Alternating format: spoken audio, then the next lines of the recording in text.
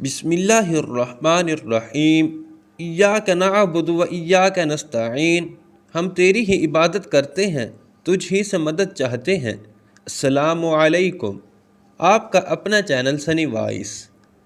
آج ہم بیان کرتے ہیں حضرت آدم علیہ السلام کی زندگی کا واقعہ۔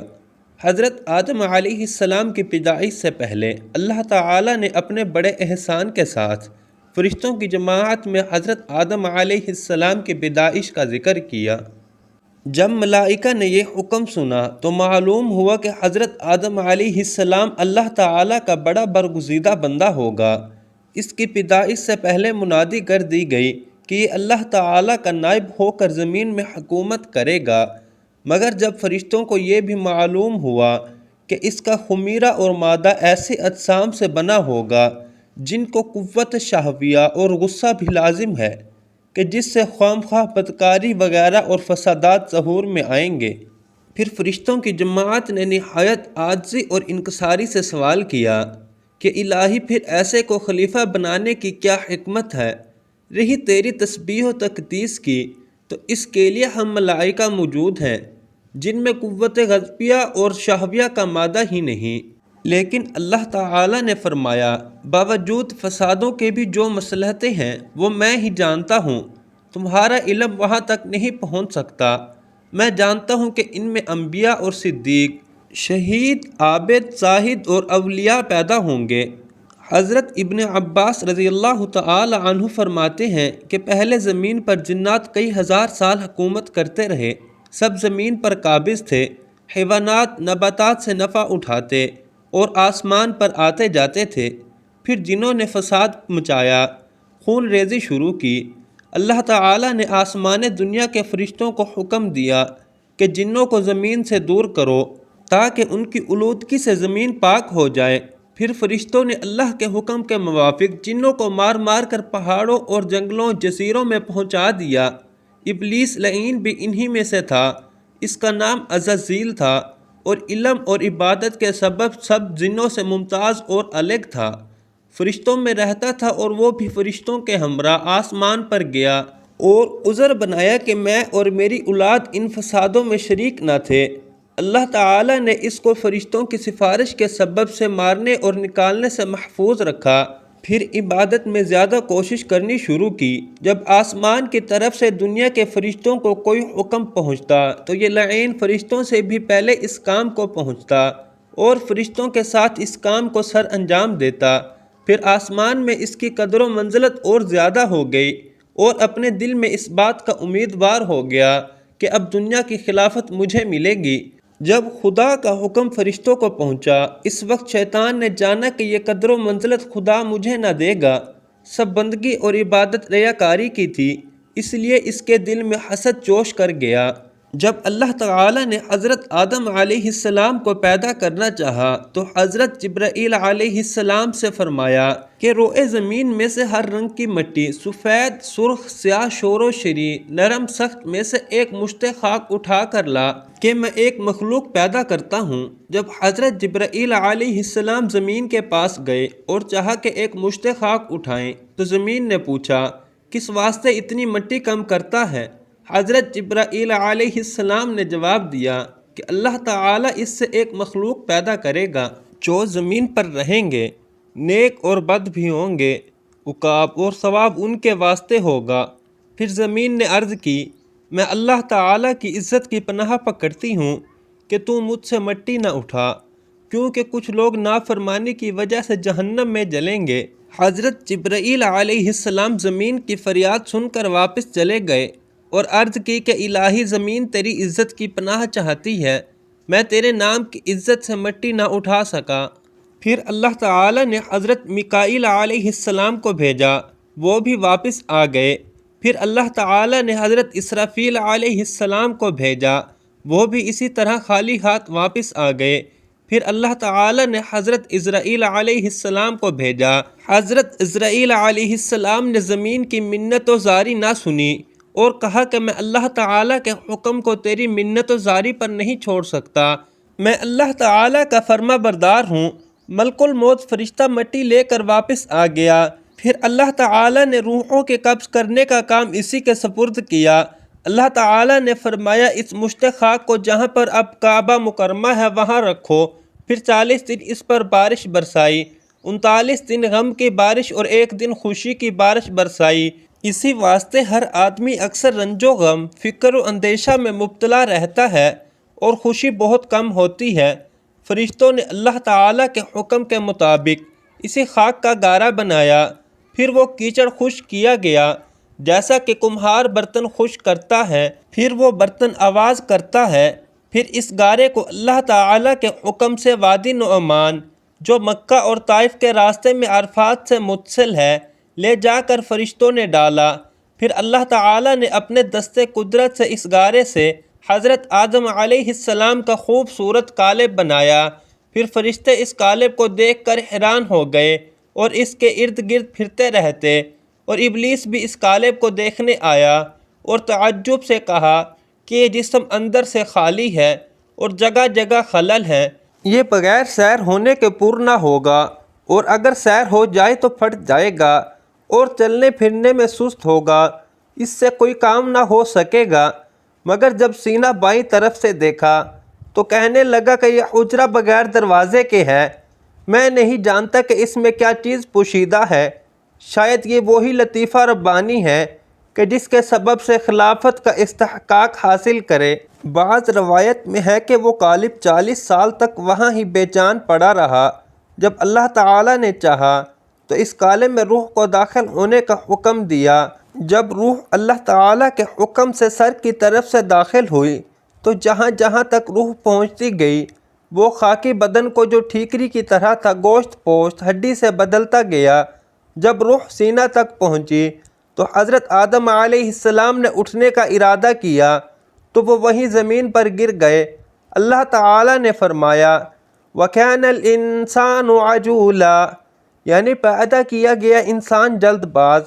پھر اسی حالت میں حضرت آدم علیہ السلام کو چھینک آ گئی تو الہام الہی سے حضرت آدم علیہ السلام نے کہا الحمدللہ، یعنی سب تعریف اللہ تعالیٰ کے لیے ہیں۔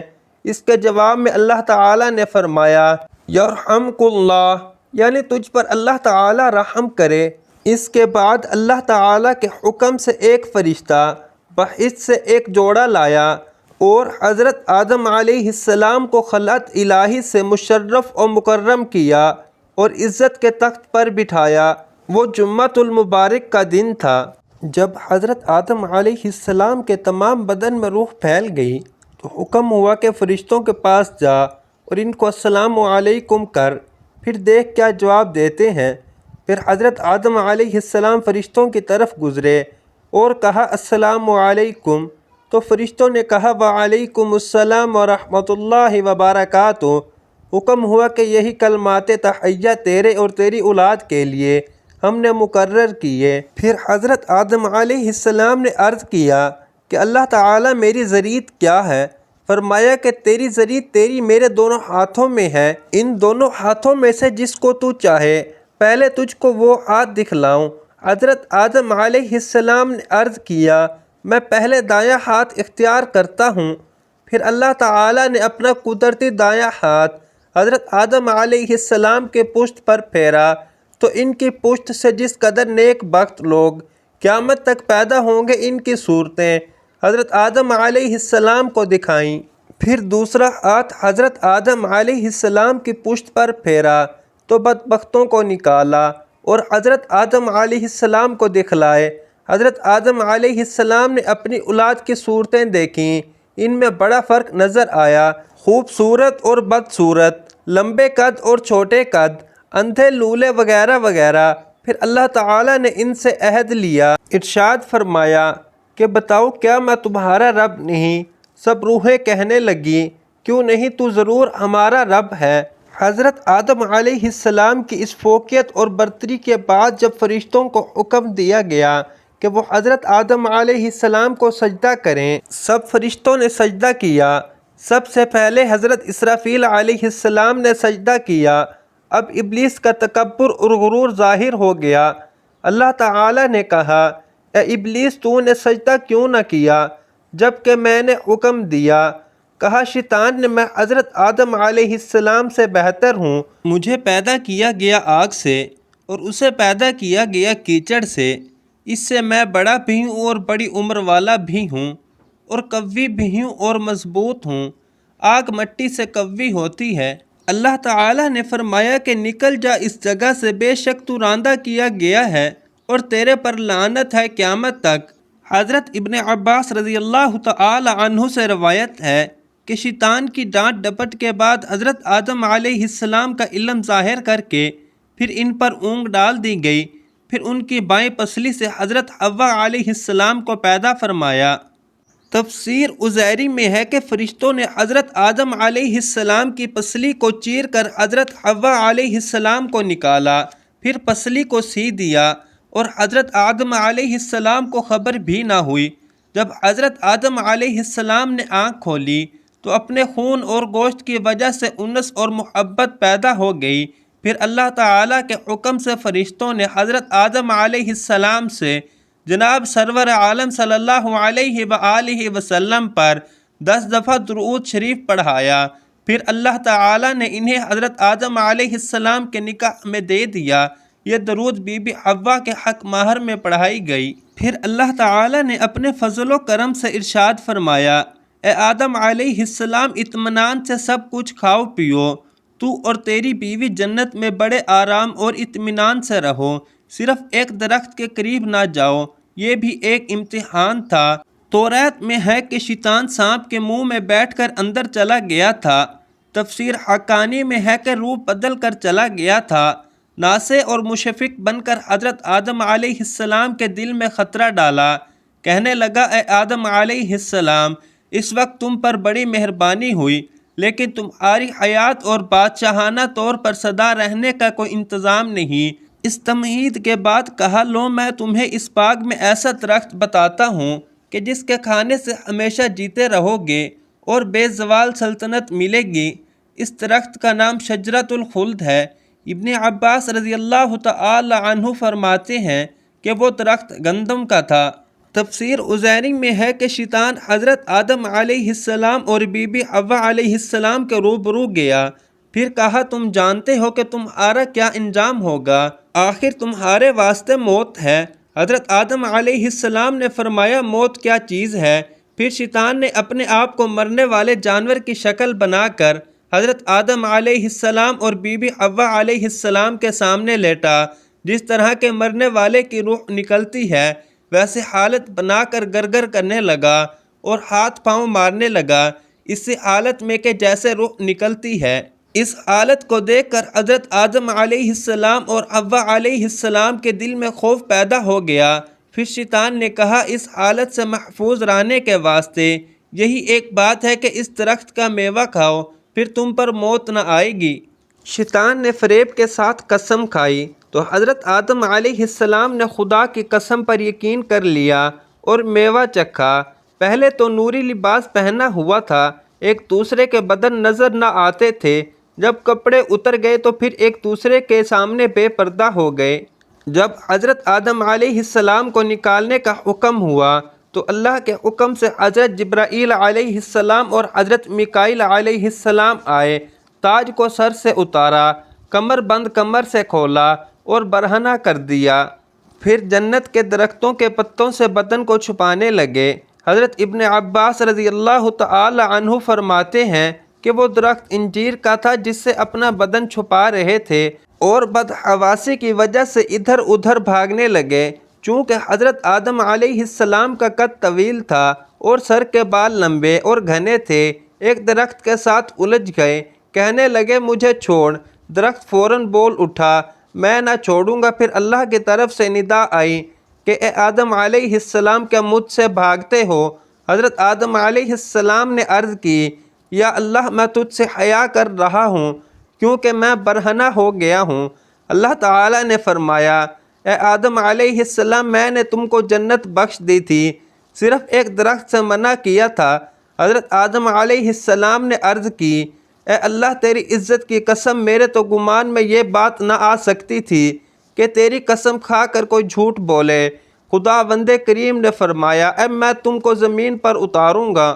حضرت ابن عباس رضی اللہ تعالی عنہ فرماتے ہیں کہ حضرت آدم علیہ السلام عصر سے بعد سورج کے غروب تک 1 ساعت ہی جنت میں رہے ہیں، اور ربیع بن انس رضی اللہ تعالی عنہ فرماتے ہیں کہ 9ویں یا 10ویں ساعت حضرت آدم علیہ السلام کا اخراج ہوا جنت سے، اور ان کے ساتھ ایک شاخ تھی جنت کے درختوں کی، اور جنت کے درخت کا تاج سر پر تھا۔ اور سودی رحمۃ اللہ علیہ کا قول ہے کہ حضرت آدم علیہ السلام ہند میں اترے، آپ علیہ السلام کے ساتھ حجر اسود بھی تھا، اور جنتی درختوں کے پتے تھے جن کو ہند میں پھیلا دیا، پھر ان سے خوشبودار درخت پیدا کیے گئے۔ حضرت ابن عباس رضی اللہ تعالی عنہ فرماتے ہیں کہ حضرت آدم علیہ السلام ہندوستان کے دہنا شہر میں اترے، پھر حضرت آدم علیہ السلام سخت پریشان تھے تو حضرت جبرائیل علیہ السلام نے آ کر اذان دی، تو اذان میں جب حضرت آدم علیہ السلام نے محمد صلی اللہ علیہ وآلہ وسلم کا مبارک نام سنا تو آپ کو بڑی تسلی ہو گئی۔ حضرت آدم علیہ السلام 200 برس اپنی توبہ کے فکر و غم میں رہے اور گریہ و زاری کرتے رہے۔ ایک دن کف دست اپنی پیشانی پر رکھ کر اور سرزانوں پر رکھ کر رو رہے تھے کہ حضرت جبرائیل علیہ السلام آ گئے۔ حضرت آدم علیہ السلام کی یہ گریہ زاری دیکھ کر وہ بھی رونے لگے، اور آدم علیہ السلام سے کہا کہ اس قدر کیوں رو رہے ہو؟ آدم علیہ السلام نے کہا کہ آسمان کی بلندی سے مجھے زمین کی پستی میں ڈال دیا گیا، اور دار مقامہ سے دار زوال میں گرایا ہے، اور نعمتوں سے نکال کر رنج اور غم میں اتارا ہے۔ پھر حضرت جبرائیل علیہ السلام نے اللہ کے دربار میں حضرت آدم علیہ السلام کی فریاد پہنچائی۔ اللہ تعالیٰ نے فرمایا، میری رحمت میرے غضب پر غالب ہے، تیری آواز میں نے سنی اور تجھ پر رحم کیا۔ حضرت عمر بن خطاب رضی اللہ تعالی عنہ سے روایت نقل ہے کہ ان حضرت صلی اللہ علیہ وآلہ وسلم نے ارشاد فرمایا کہ آدم علیہ السلام سے جب گناہ سرزد ہوا، پھر عتاب الہی نازل ہوا، توبہ قبول ہونے میں حیران تھے کہ اتنے میں انہیں یاد آ گیا کہ جس وقت خدا نے ان کو پیدا کیا تو اس وقت اپنا سر عرش عظیم کی طرف اٹھایا تو وہاں لکھا ہوا تھا لا الہ الا اللہ محمد الرسول اللہ۔ یہ معلوم کر لیا کہ محمد صلی اللہ علیہ وآلہ وسلم کوئی بڑے درجے والا ہوگا جس کا نام خدا کے نام کے ساتھ لکھا ہوا ہے، اس لیے عرض کیا الہی مجھے محمد صلی اللہ علیہ وآلہ وسلم کے لحاظ سے بخش دے۔ اللہ تعالیٰ نے فرمایا میں نے محمد صلی اللہ علیہ وآلہ وسلم کے لحاظ سے بخش دیا۔ پھر فرمایا تجھے کیسے معلوم ہوا؟ حضرت آدم علیہ السلام نے عرض کیا کہ میں نے پیدا ہونے کے بعد عرش عظیم پہ تیرے نام کے ساتھ یہ نام دیکھا تھا۔ اللہ تعالیٰ نے فرمایا کہ محمد صلی اللہ علیہ وآلہ وسلم تیری اولاد میں آخری نبی ہیں۔ توبہ قبول ہونے پر حضرت آدم علیہ السلام عرفات آئے اور بی بی حوا بھی جدہ سے عرفات پہنچیں، دونوں کی توبہ قبول ہوئی۔ گناہ کی وجہ سے اور رنج و غم آوزاری کی وجہ سے رنگ سیاہ ہو گئے، ایک دوسرے کی پہچان نہ تھی۔ حضرت جبرائیل علیہ السلام نے تعارف کرایا، اس لیے میدان کا نام عرفات مشہور ہوا۔ ابن سعد اور حاکم اور دوسرے محدثین نے ابی ابن کعب رضی اللہ تعالی عنہ سے اور انہوں نے ان حضرت صلی اللہ علیہ وآلہ وسلم سے روایت کی کہ جس وقت حضرت آدم علیہ السلام کے وفات کا وقت قریب آیا تو آپ کو بہشت کے میووں کی خواہش ہوئی اور خود بسبب ضعف کے حرکت نہ کر سکتے تھے۔ آپ علیہ السلام نے اپنے بیٹوں سے فرمایا کہ تم خانہ کعبہ کو جاؤ، وہاں میرے واسطے خداوند کریم سے جنت کے میوے مانگو، کیونکہ اس وقت جو کوئی حاجت مانگتا کعبہ مکہ مکرمہ میں جا کر دعا کرتا تو وہاں دعا منظور ہوتی تھی۔ جب حضرت آدم علیہ السلام کے بیٹے گھر سے روانہ ہوئے تو حضرت جبرائیل علیہ السلام بمائے اور فرشتوں کے نازل ہوئے تو حضرت آدم علیہ السلام کے بیٹوں سے دریافت کیا تو انہوں نے آدم علیہ السلام کی خواہش کا اظہار کیا تو حضرت جبرائیل علیہ السلام اور دیگر فرشتوں نے کہا کہ ہمارے ساتھ واپس آ جاؤ، ہم خود تمہارا مطلب لائے ہیں۔ جب فرشتے حضرت آدم علیہ السلام کے قریب پہنچے تو حضرت حوا نے موت کا فرشتہ دیکھا تو ڈر گئیں اور حضرت آدم علیہ السلام کے قریب ہونے لگیں تو آدم علیہ السلام نے ان کو روکا کہ میرے اور میرے رب کے درمیان حائل نہ ہو۔ حضرت اسرائیل علیہ السلام نے حضرت آدم علیہ السلام کی روح مبارک قبض کی تو آدم علیہ السلام کے بیٹوں سے کہا کہ تم دیکھو جو طریقہ ہم کرتے ہیں، پھر اپنے مردوں کے ساتھ ایسا ہی کیا کرو۔ پھر فرشتوں نے حضرت آدم علیہ السلام کے واسطے خوشبو مرکب کی، خوشبوؤں میں سے جنت کی بیریوں سے پتے لائے اور حضرت آدم علیہ السلام کو غسل دیا اور حنوط مل کر بہشت کا کفن پہنایا۔ چونکہ ان کے اترنے کی جگہ ہندوستان میں تھی جس کو وہنا کہتے ہیں، وہاں سے ان کی اولاد میں سے 150 آدمی حضرت آدم علیہ السلام کو باری باری اٹھائے ہوئے فرشتوں کے ہمراہ گئے اور خانہ کعبہ میں پہنچایا۔ حضرت آدم علیہ السلام پر حضرت جبرائیل علیہ السلام نے امام ہو کر نماز جنازہ پڑھائی اور 4 تکبیریں پڑھیں، مینا کی مسجد خیف میں دفن کیے اور آپ کی قبر مبارک بغلی بنائی تھی اور قبلہ کی طرف آپ کو قبر میں اتارا تھا اور آپ کی قبر مبارک اوپر سے کوہان اونٹ کی شکل پر بنائی گئی۔ ابو شیخ نے مجاہد رحمۃ اللہ علیہ سے روایت کی کہ آپ کی کنیت دنیا میں ابو بشر ہے اور قیامت میں ابو محمد صلی اللہ علیہ وآلہ وسلم ہوگی۔ قیامت میں کسی بہشتی کے منہ پر داڑھی اور مونچھیں نہ ہوں گی بغیر حضرت آدم علیہ السلام کے، ان کی داڑھی ناف تک لمبی ہوگی۔ اور بحقی نے دلائل النبوت میں حضرت امیر المؤمنین علی المرتضیٰ کرم اللہ وجہہ سے روایت کی کہ رسول اللہ صلی اللہ علیہ وآلہ وسلم نے فرمایا کہ اہل جنت کے واسطے کنیتیں نہ ہوں گی مگر آدم علیہ السلام کے واسطے کنیت ابو محمد صلی اللہ علیہ وآلہ وسلم ہوگی، تعظیم اور توقیر کی خاطر۔ اور ابا علیہ السلام کی قبر مبارک جدہ میں اور حضرت آدم علیہ السلام کی قبر مینا کی مسجد خیف میں ہے۔ یہ واقعہ تذکرۃ النبیین قصص الانبیاء مولانا عبد العزیر ہزاروی رحمۃ اللہ علیہ کی کتاب سے نقل کیا گیا ہے۔ اللہ کے حضور دعا ہے کہ اللہ تعالی ہمیں اپنے حفظ و ایمان میں رکھے، اللہ تعالی ہمیں شیطان کے شر سے بچائے رکھے، اللہ تعالی روز محشر ہمیں حضرت محمد صلی اللہ علیہ وآلہ وسلم کی شفاعت نصیب فرمائے، آمین یا رب العالمین۔